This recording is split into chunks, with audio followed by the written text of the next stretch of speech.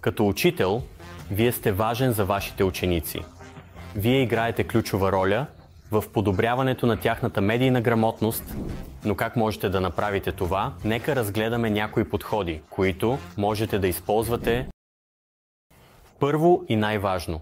Няма универсален подход за преподаване на медийната грамотност на вашите ученици и макар медийната грамотност да е целта.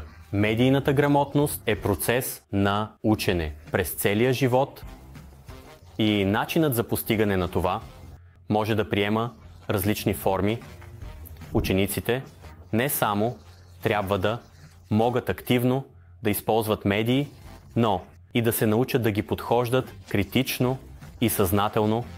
Всичко това изисква различни подходи.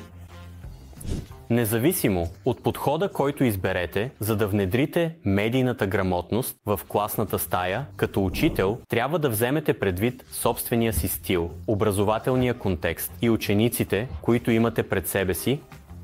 Вашите ученици също развиват своето знание за медийната грамотност. Затова подходете стъпка по стъпка. Използвайте комбинация от различни подходи, за да направите учениците си медийно грамотни.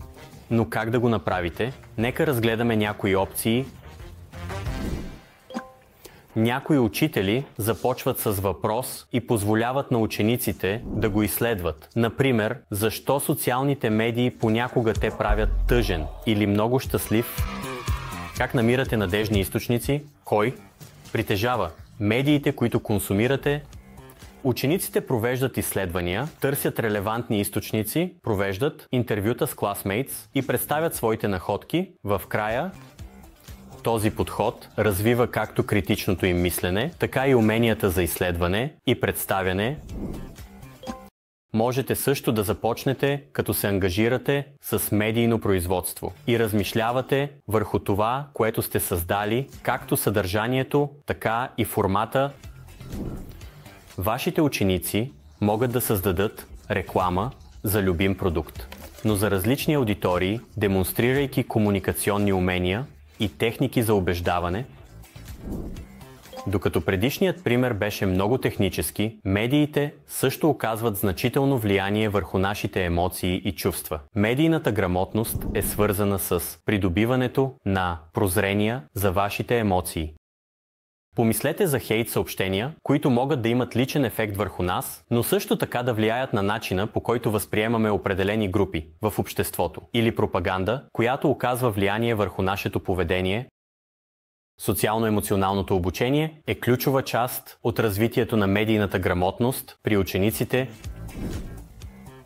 Разбира се, вашите ученици до известна степен вече притежават медийна грамотност и могат да си помагат взаимно да станат още по-медийно грамотни.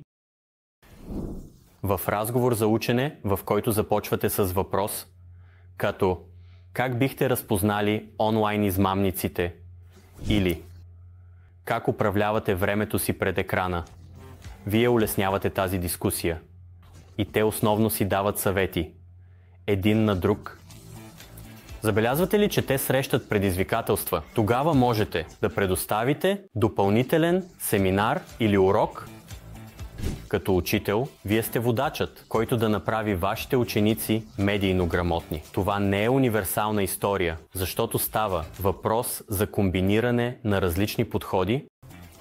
Следователно, изследвайте какво е постижимо за вас и съвместно изградете медийната грамотност на вашите ученици и на себе си като учител.